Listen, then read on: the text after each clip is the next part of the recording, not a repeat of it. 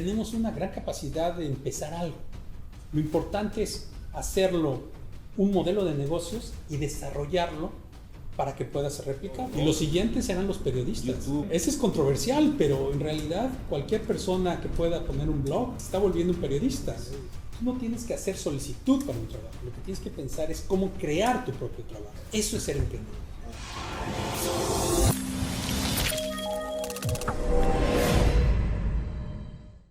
Hola, ¿qué tal a todos? Bienvenidos nuevamente a Salón Global de Emprendimiento.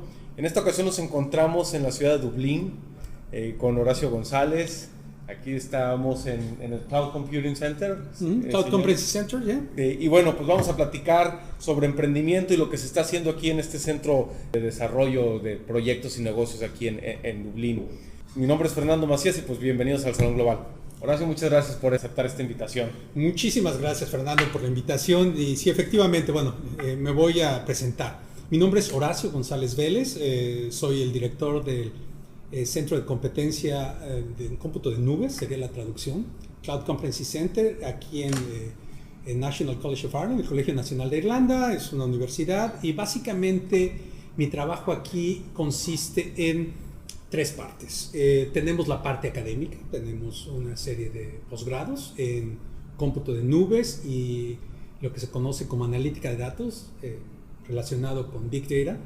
Entonces hacemos Big Data y Cloud Computing, tenemos maestrías en eso y diplomados, y asimismo hacemos investigación, particularmente financiada por la Comisión Europea, y por último esto se ve fortalecido por la parte industrial. Tenemos vínculos con las principales multinacionales americanas y de otros países que tienen operaciones en Dublín, en general en Irlanda, y con todas las pequeñas compañías que trabajan todo lo que es cómputo de nubes y analítica de datos aquí. Entonces, mi trabajo consiste en investigación, vínculos con la industria y educación. Entonces, ningún día es igual, me divierto mucho y trabajo con todo esto. No es un secreto, tengo 47 años y empecé, yo soy chilango, espero que no lo tomen a mal, la gente que no es del DF, no me lo tomen como algo malo. Bueno, todos tenemos pecados. Hice la licenciatura en México, en la Universidad Autónoma Metropolitana Iztapalapa, me fue muy bien. Tengo una licenciatura en computación, ciencias de la computación de Iztapalapa. Y bueno, como todo mexicano, al final gané un premio de la IEEE, del instituto más grande de electrónica, y entonces como parte de ello empecé a buscar qué hacer, una maestría y demás. Me fui a hacer una maestría a Inglaterra, a la Universidad de Essex, en principios de los 90. Regresé inclusive a la universidad por un tiempo. Hubo un convenio con Japón, estudié en Japón otro año, un posgrado, y después de ello, en lo que estaba viendo, una compañía transnacional, Silicon Graphics, me contrató para hacer uno de los trabajos más divertidos que tengo en la vida. Era ser ingeniero de pruebas, ingeniero de sistemas, pero para trabajar con científicos en México. Entonces mi trabajo consistía en entender problemas de investigación, traducirlos a códigos, muchas veces los códigos ya existían, y hacer pruebas de rendimiento, benchmarks, en máquinas actuales de Silicon Graphics de ese tiempo, pero en máquinas futuras, máquinas que eran prototipos en Estados Unidos. Entonces, tenía que platicar con científicos, con químicos, con físicos, con astrónomos, con astrofísicos, y después trabajar en códigos Fortran, C y otros, ¿no? Entonces era un trabajo muy interesante. Trabajé algunos años con Silicon Graphics, después por una adquisición me moví a Sun Microsystems, trabajé otros años con ellos, inicialmente en la parte técnica y después en la parte de mercadotecnia. Entonces trabajé 10 años en la industria, básicamente en tecnología.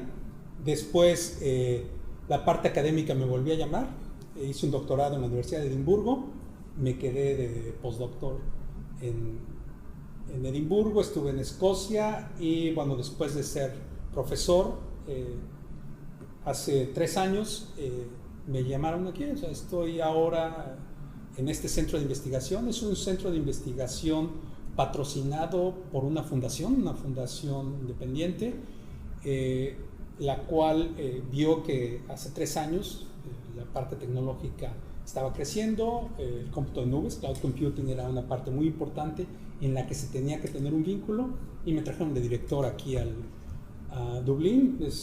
Como sabrán, Irlanda es un destino muy importante a nivel mundial. Irlanda recibe anualmente más inversión extranjera que todos los BRICS juntos, es decir, que Brasil, Rusia, India, China y Sudáfrica juntos. Entonces, las principales compañías americanas tienen su matriz europea aquí. Estamos hablando de Amazon, de Microsoft, de Google, Twitter, todos los que... Y además, no solamente las oficinas, tienen los centros de datos mundiales.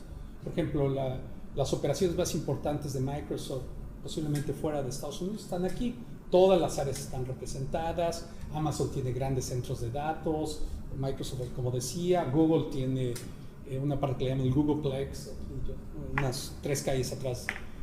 Entonces, es un área importante y bueno, soy muy afortunado de estar aquí. Esa es mi historia, ¿no? O sea, la parte de industria, la parte académica, y bueno, ahora doy una clase, doy muchas pláticas en varias partes del mundo y trabajo con la gente de la industria. Entonces, o sea, me divierto mucho y viajo algo. Oye, y otra cosa importante, fuiste maestro de una de las universidades tecnológicas, ¿no?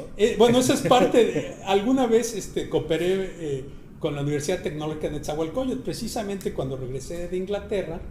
Estaba un tiempo en Iztapalapa, en la Universidad Autónoma Metropolitana de Iztapalapa, y la gente de la UTN me llamaron, me dijeron, oye, ¿nos puedes ayudar en una clase? Claro. Entonces, bueno, de Iztapalapa, en Nezahualcóyotl, la gente que está familiarizada con el oriente de la Ciudad de México, no es tan lejos, es solamente 35 minutos en coche, pero bueno, era cerca para los estándares.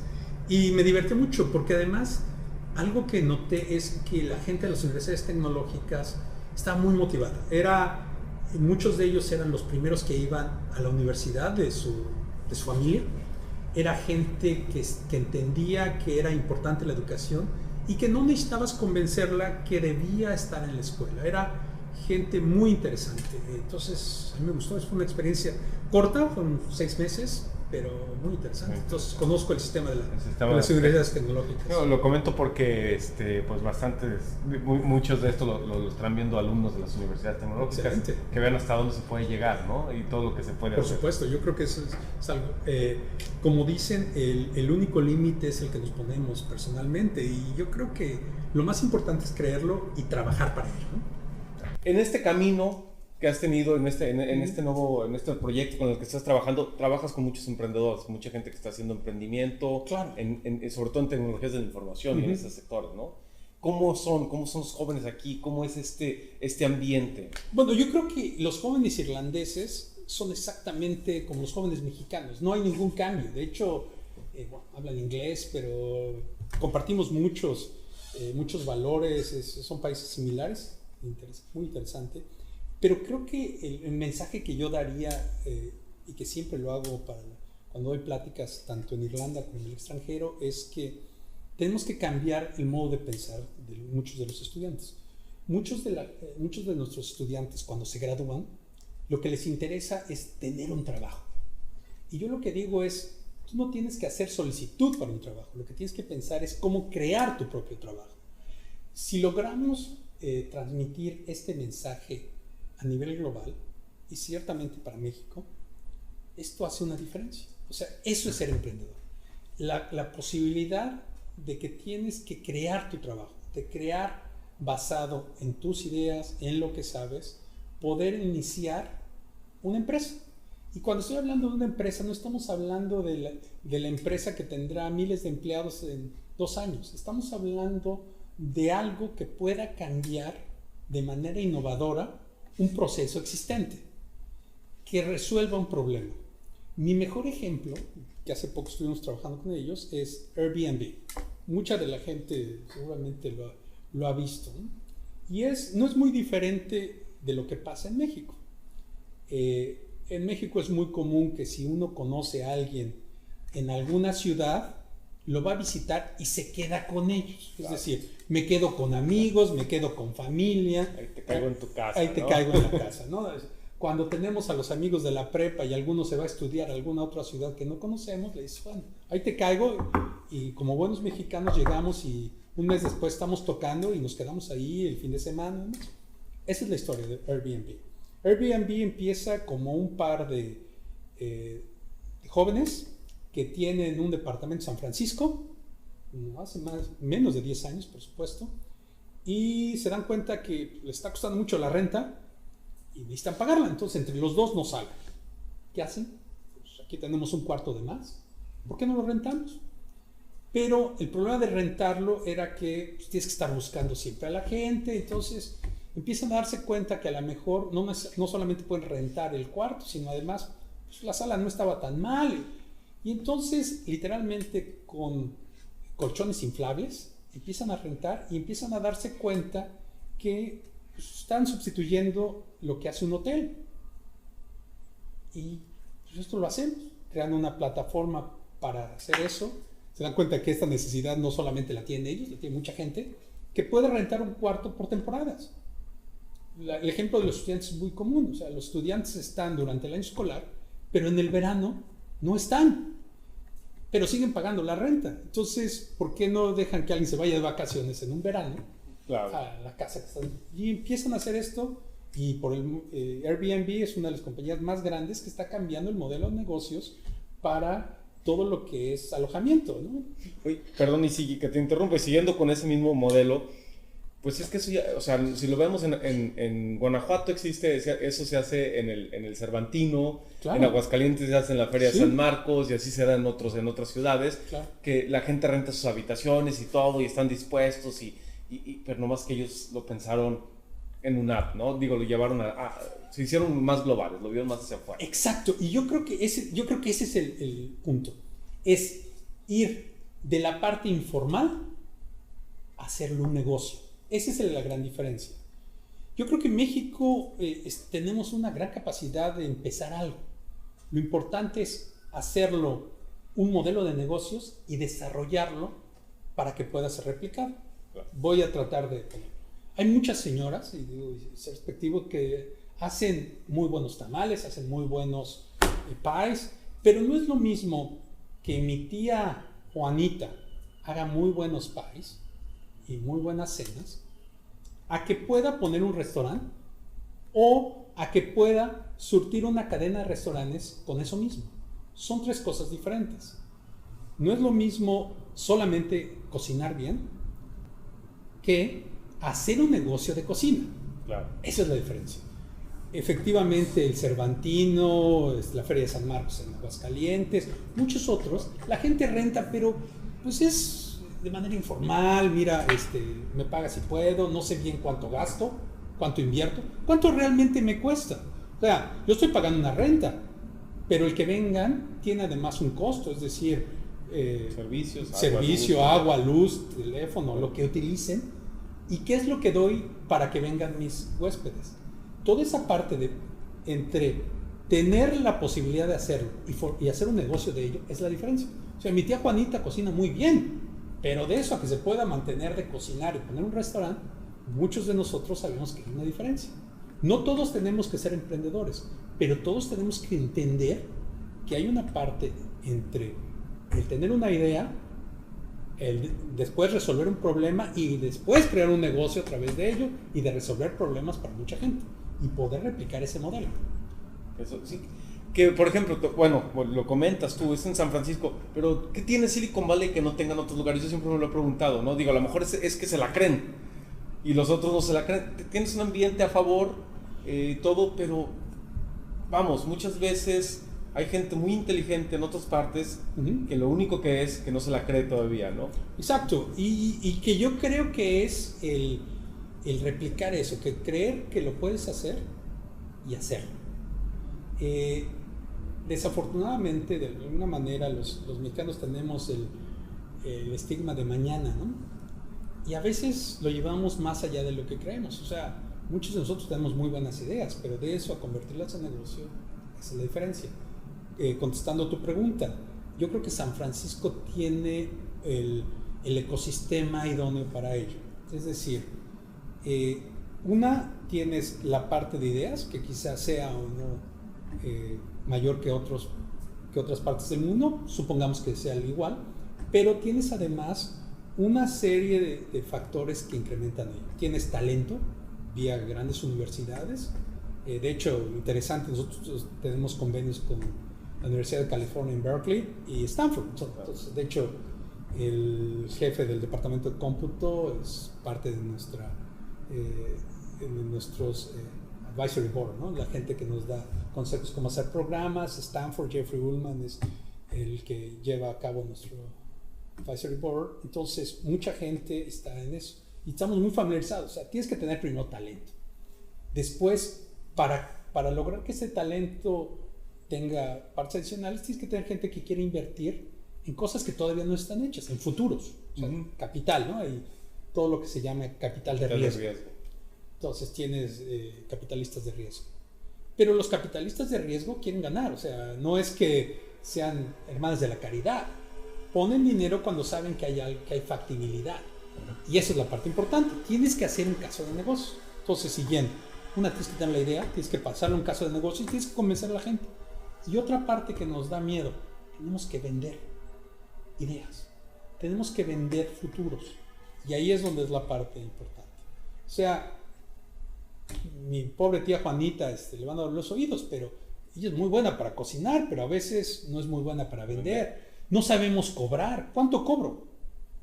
Si yo no sé hacer un plan de negocios, ¿cuánto debo cobrar por mi tiempo, por mi idea? ¿Y cuánto debo pedirle a alguien para poder sobrevivir el primer año? Claro. ¿Cuándo empiezo a ganar? ¿Cuándo empiezo? Toda esa parte es muy importante. Entonces, los emprendedores tienen que entender que para empezar no es solamente trabajar desde el principio, sino además saber cuánto necesito para poder sobrevivir, cuál es mi punto en el que empiezo a ganar, cuándo empiezo a trabajar, cómo debo cambiar la solución para poder competir. Mucha gente tiene ideas, sabemos si ya están patentadas, si no están patentadas, cómo protejo, toda esa parte, ¿no? Y desafortunadamente algunas universidades no son muy exitosas en enseñar esto, porque es difícil. ¿Cómo enseñas a alguien a emprender algo nuevo? Puedes fomentarlo, puedes motivarlo, pero la gente tiene que trabajar para ello.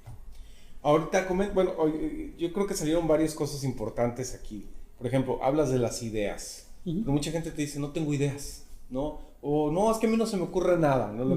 Yo creo que esa es la más común, ¿no? Claro. ¿De dónde surgen las ideas? ¿Cómo surgen las ideas? ¿O qué le recomiendas a alguien que quiera tener ideas? Que todos tenemos ideas, pero... Bueno, yo creo que es algo muy citado, no, nadie sabe bien cuál es la fuente. Yo creo que las ideas son 10% inspiración y 90% transpiración. O sea, tienes que estar inspirado, es decir, tienes que entender qué vas a hacer, pero tienes que trabajar y hacer que la idea trabaje. Hay algunas técnicas para lograr que te ocurran las cosas, pero es estar alerta de lo que está pasando en tu medio.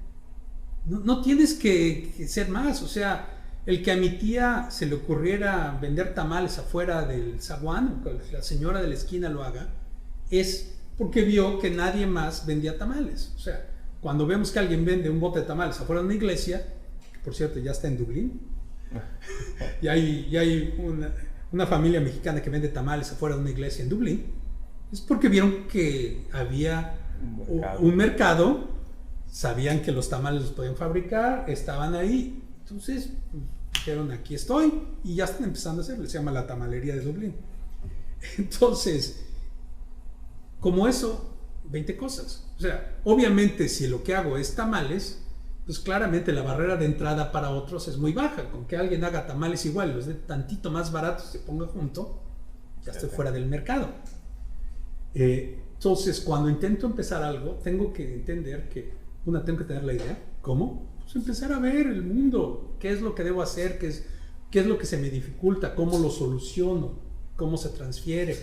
Eso, o sea, se te tiene que ocurrir, claro. Y después trabajar a ello y ver cuáles serían los obstáculos para lograrlo. Si lo que yo quiero hacer es poner la primera colonia habitada en Saturno, pues la barrera de entrada va a ser un poco grande, ¿no? O sea, el capital que necesito para mandar 50,000 personas a vivir a Saturno, pues no es factible, por el momento no es factible. Ya tenemos algunas imágenes ya de planetas, pero mandar 50,000 personas a vivir, hay que entender eso, ¿no? Hay ciertos límites.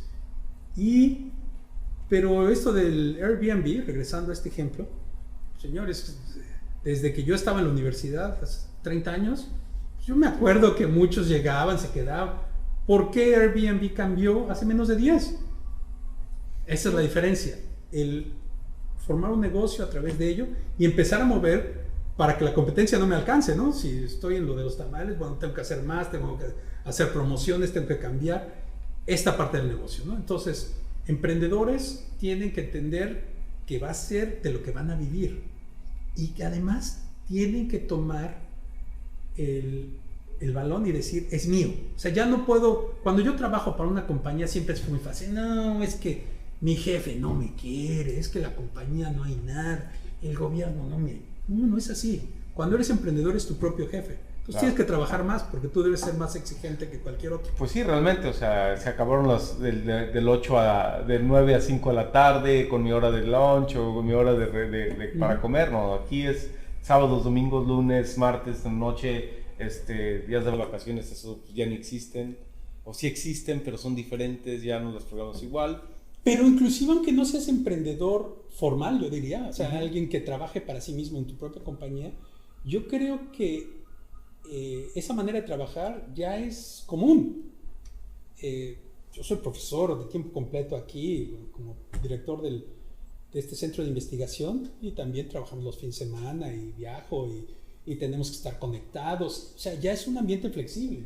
Aquí, como verán, estamos en una de las aulas principales del centro de competencia, no hay computadoras, claramente, todo es, tienes que traer tus propios dispositivos, bring your own device, es BYOD, todo es como en las compañías transnacionales, todo es wireless, flexible, ves pasar estudiantes, están trabajando, es 7x24, ya es así, o sea, el mundo cambió. Y además que tienes que seguir aprendiendo siempre.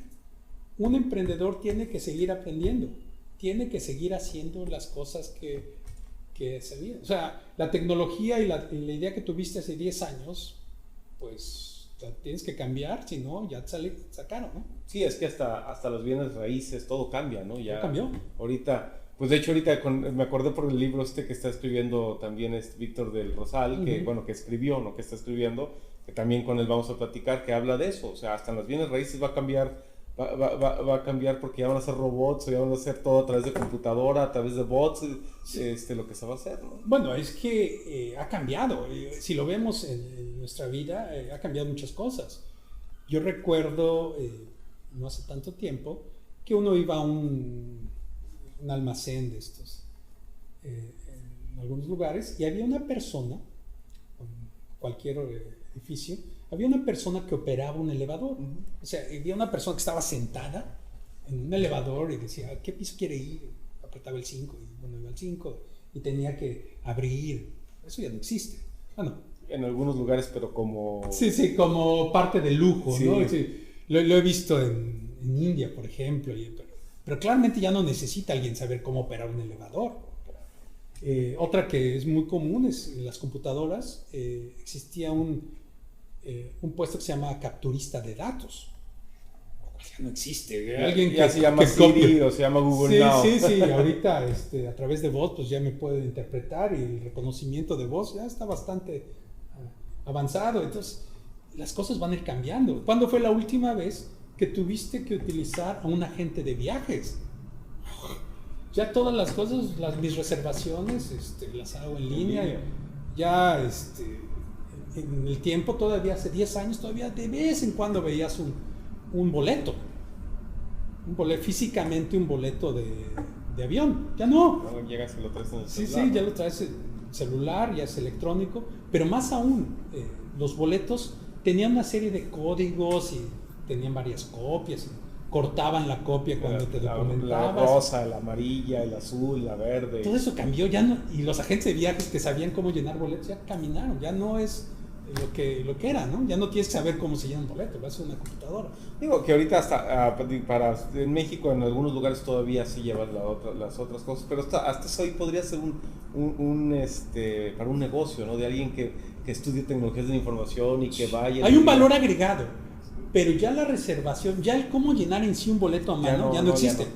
Ya no existe, ya se acabó. O sea, eso ya es un impreso de algo, de un sistema de cómputo. Ahora la gente de viajes se volvió un asesor de viajes, es decir, tiene que decir, bueno, tú quieres que tienes 35 años, soltero, te interesa la historia, la música, bueno, tu destino puede ser Viena o puede ser el Festival de Edimburgo de verano, no sé, eso es lo que te tiene que vender. Y bueno, yo te ayudo y bueno, por tal tienes una comisión, pero no el empleado tradicional que solo sabía llenar el boleto, para eso yo lo hago. Claro. Esta es la diferencia. Y como eso, ¿cuándo fue la última vez que fuiste a una tienda de discos a buscar el disco y había alguien que supiera? Se está volviendo a poner de moda por los discos de vinil, pero por otras razones. Pero sí. MP3 cambió el mundo y ahora todos los sistemas... Los DVDs, ya los DVDs ahorita, digo, hay gente que pues, no los utiliza, hay gente que sí, pero realmente mucho Netflix, N cantidad de HBO en línea, todo, ¿no? Y los siguientes serán los periodistas. YouTube. Ese es controversial, pero en realidad cualquier persona que pueda poner un blog se está volviendo un periodista. Cualquier persona que hace twitters. Entonces ya los periodistas ya se tienen que volver mucho más sofisticados, dar realmente un valor agregado. O sea, el periodista que solo copiaba notas que bajaba de un periódico, no es así. Tiene que haber reconocimiento, tiene que haber profesionalismo. Fíjate, y ahorita que platicas esto, que comentas esto del blog, también interesante, en México no tenemos la cultura del blog. Si tú te has fijado o has revisado en español, los países que más cultura en blogs, por ejemplo, tecnología, de gadgets y todo, son o argentinos o españoles, cierto, o algunos peruanos, pero mexicanos hay 4 o 5 contra 200, 300 de los otros, por decirlo de alguna manera. Uh-huh. ¿Qué le recomendarías pues ahora sí que a los chavos que están ahí, qué podrían hacer? ¿Tú tienes, pues, qué hacen aquí nuevo? Bueno, tengo que decir que no tenemos que convencer a nadie que muchas de las nuevas ideas están siendo soportadas, están cimentadas en tecnología. Las barreras de entrada para empezar negocios basados en tecnología ya son mucho más accesibles. Es decir, el hacer una app y publicar una app en la tienda de Apple, eso lo hacemos aquí en los cursos de licenciatura y los cursos de maestría. O sea, cualquiera, los estudiantes como parte del curso publican, ¿no? Perdón que te interrumpa aquí, es que eso me parece muy interesante porque yo en algunas pláticas que he tenido con los jóvenes en las universidades de México con los de tecnologías de la información les he preguntado, ¿cuántos de ustedes han hecho una app? Nadie. Uno o dos. ¿Qué le dirías a esos chavos que están en las tecnologías de la información? O sea, yo les decía, yo traté de programar, crear un sistema operativo de Android para mí, pero no lo supe cerrar, ¿no? Pero por lo menos lo intenté. Yo estudié tecnologías de la información. Pero los chavos que son de IT, no han hecho nada. Bueno, es que va mucho más allá de algo muy importante que entender. Es que la gente confunde el ser usuario con ser experto. Es decir, el saber textear rápido no me califica como alguien que sé usar tecnologías o que soy un experto. Una parte muy simple. No es lo mismo saber manejar un automóvil que saber componer un automóvil, que saber diseñar un automóvil. Son tres cosas totalmente diferentes. Cualquiera de nosotros puede tener una licencia de conducir. La licencia de manejar la dan, todavía en mi tiempo la daban hasta sin saber manejar. Claro. Uno solo tenía que firmar una carta en la que decía que uno sabía manejar, pero nadie le hacía una prueba. En estos países te hacen una prueba teórica y práctica de saber manejar. Bueno, es historia. Pero tú no me tienes que decir, sé manejar y te da una licencia. Entonces, eso es lo mismo que yo compro un teléfono celular. O sea, el comprar un teléfono celular y manejarlo pues es lo mismo que te da una licencia de manejar. La manejas y ya, no necesito nada. Textear. Pero lo siguiente es saber componer un automóvil. Es decir, no todos podemos ser mecánicos, entender cómo funciona un automóvil. Sabemos cómo funciona un sistema de combustión interna, los inyectores, sabemos cuál es la diferencia entre un carburador. Ya es diferente, ¿verdad? ¿Cómo funciona? ¿Cuáles son los...? Y podríamos diseñar un nuevo motor. Permiten, esos ya son muy pocas personas en ciertos lugares. Esa es la diferencia. Yo creo que lo que tenemos que hacer es hacer lo mismo en términos de cómputo. Yo me acuerdo que cuando somos adolescentes, una de las cosas que tu papá ahorras un poco y te consigues un auto viejito y empiezas a echar mecánica y empiezas a aprender y te empieza a gustar hacer eso. Entonces empieza a entender cómo funciona. O sea, tradicionalmente era un bocho, pero bueno, ha cambiado el mundo. Y entiendes cómo funciona. Una de las máquinas más simples es esta, ¿no? Y podrías saber medio afinar y limpiar un carburador. Eso requiere, no es que vayas a ser mecánico, pero tienes que entender cómo funciona. Y después podrías diseñar, puedes hacer algo diferente. Entonces, en computación es así, o sea, yo tengo que ser, no es que sepa, cuando sé textear más rápido, sé hacer Facebook, cualquiera, o sea, no tengo que convencer a nadie que los niños ya están haciendo eso. La otra es, puedo programar una nueva aplicación, puedo publicarla, puedo hacerla lo suficientemente interesante para atraer un número de downloads de suficientemente clientes, sí, grande, puedo venderla. Entonces tengo que entender cómo funciona, cómo programar, la parte técnica, los lenguajes de programación que se utilizan para ello. Tengo que ser alguien que sepa de cómputo. Y después de ello, el diseño y la parte de negocios. En lo que estamos hablando es, bueno, soy mecánico, compongo carros, soy un experto técnico, soy un vendedor, puedo hacer, o hago la parte de mercadotecnia. Entonces, el ser emprendedor implica entender eso. Si estoy estudiando computación, mecatrónica, programática, informática, lo que le quieran llamar, tengo que entender realmente cómo funciona una computadora. El ciclo de fetch sigue siendo el ciclo de fetch. ¿Ok? Si entiendo cómo funciona un compilador, tengo que entender cómo funciona el parsing, tengo el analizador lexicográfico. El compilador sigue siendo un compilador. Alguien escribió una gramática, poderlo traducir, y entonces sabes cómo programar y sabes entender cómo funcionan los errores y empezar a hacer eso. Y luego tienes que hacerlo de tal manera que tienes una restricción en un teléfono celular o un móvil. O sea, claro, si tengo 3 terabytes de memoria central, pues puedo hacer la aplicación que quiera, pero si tengo 256 megas sí, o en un elevador, imagínate, ¿no? O sea, tienes restricciones reales, ¿no? En una Raspberry Pi que va a ser ya en dispositivos, o el Internet de cosas, el Internet of Things, o sea, pues tengo que tener ciertas restricciones, tengo que conocer la plataforma. Entonces, la respuesta es, tengo que saber de cómputo. Pero fíjate, es lo interesante que muchos de los jóvenes que estudian estas carreras no tienen esa curiosidad o esas ganas, ¿no?